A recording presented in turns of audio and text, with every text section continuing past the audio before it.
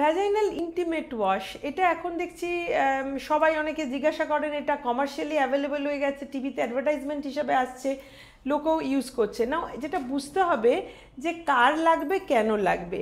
Normally vagina এই প্লেসটা হচ্ছে তোমার নিজের একটা ভ্যাজাইনার একটা হেলথ মেনটেন্ড হয় যতক্ষণ আমরা আমাদের রিপ্রোডাক্টিভ ইয়ার্সে আছি, বিকজ আমাদের থ্যাঙ্কস টু আওয়ার হরমোন, এটা নেচারেরই এমন প্রক্রিয়া যে আমাদের ভ্যাজাইনাল পিএইচটা ইজ ভেরি লো রেখেছে নেচার, যাতে কিনা নর্মালি যে ব্যাকটেরিয়া ভাইরাসগুলো থাকে বা ফাঙ্গাস থাকে সেগুলো এই ভ্যাজাইনাল পিএইচে গ্রো করতে পারে না। তাহলে এটা হচ্ছে ভ্যাজাইনাল নিজের একটা প্রাকৃতিক মেকানিজম, যেইখানে আমরা অ্যাভয়েড করতে পারছি এনি কাইন্ড অফ ইনফেকশন। এমনিতেও it is a close tube, এটা ওপেন হচ্ছে only time of intercourse, otherwise it is a close tube. তো এটাতে এক্সপোজার যদি ইনফেকশনে আসে সেটা এক্সটার্নাল, বাইরে থেকে আসছে। যেমন ধরো যেখানে মাল্টিপল সেক্সুয়াল পার্টনার আছে তাদের কোনো একটা ইনফেকশন থেকে ভ্যাজানার মধ্যে ইনফেকশন ইন্ট্রোডিউসড হলো, অথবা নিজের বডি থেকেও নিজের ইনফেকশন হতে পারে।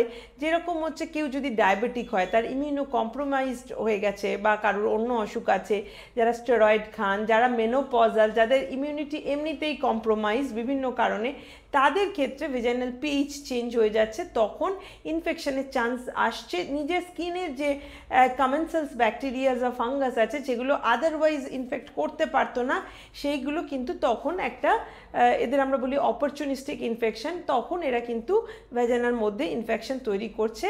এই জন্য fungal thrush is very common. কিন্তু কার কখন হয় সেটা বুঝতে হবে। সবার জন্য কিন্তু ভ্যাজাইনাল ওয়াশ লাগে না। দয়া করে ভ্যাজাইনার মধ্যে বিভিন্ন, অনেকে কারো একটু চুলকালো, কেউ বিটাডিন দিয়ে দিল, কেউ ডেটল ইউজ করলো, এই রকম বিভিন্ন রকমের ডিসইনফেক্টেন্ট, এগুলো ভ্যাজাইনার মধ্যে কখনো ইউজ করা উচিত না। ভ্যাজাইনা বললাম নিজের হেলথ নিজে মেনটেন করতে পারে। তো if you are a healthy person, আপনার ভ্যাজাইনাল হেলথ এমনিই ঠিক থাকবে, কোনো ওয়াশ আপনাকে করতে লাগবে না। কোথায় প্রবলেম হচ্ছে, যদি আপনার ইমিউনিটি কম্প্রোমাইজ থাকে তাহলে আপনার ইনফেকশনের চান্স বাড়ছে, সেই ক্ষেত্রে ভেজাইনাল ইনফেকশন চান্স হচ্ছে, কেননা ভেজাইনাল নর্মাল পেজটা মেনটেন্ড হচ্ছে না।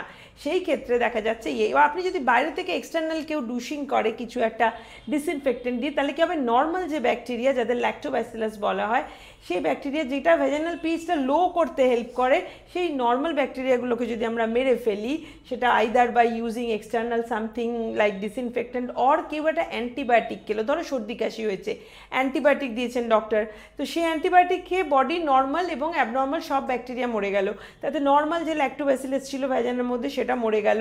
তো তখন সেটা অটোমেটিক যে রিপ্লেসড হচ্ছে তার হয়তো হলো না, তখন দেখা যাবে তার ফাঙ্গাল ইনফেকশন হয়ে গেল। It is very common. তাই জন্য যে একটা অ্যান্টিবায়োটিকের কোর্স করার পর তার হয়তো ফাঙ্গাল ইনফেকশন নিয়ে সে ডক্টরের কাছে আসছে। কেন, কিভাবে হলো না, ওই ফাঙ্গাল স্পোরগুলো বডিতেই ছিল, বডির আশেপাশে স্কিনেই ছিল, সেটা গেট এন্ট্রি কিভাবে না, যেই তার নর্মাল যে ল্যাক্টোব্যাসিলাস ছিল, যেটা প্রোটেক্টিং ব্যাকটেরিয়া ছিল, সেটা মরে গেছে তাই জন্য। তো এই জন্য সেই সমস্ত ক্ষেত্রে প্রোবায়োটিকের একটা রোল রয়েছে, এবং ভ্যাজাইনাল ওয়াশ যেটা লোকাল জায়গার পিএইচ মেনটেন করে, সেইটার একটা রোল রয়েছে। সেই জন্য মানে যে কেউ যথেচ্ছভাবে এটার ইউজ বা মিসইউজ না করাই ভালো। ভ্যাজাইনার একটা সেলফ ক্লিনিং মেকানিজম রয়েছে।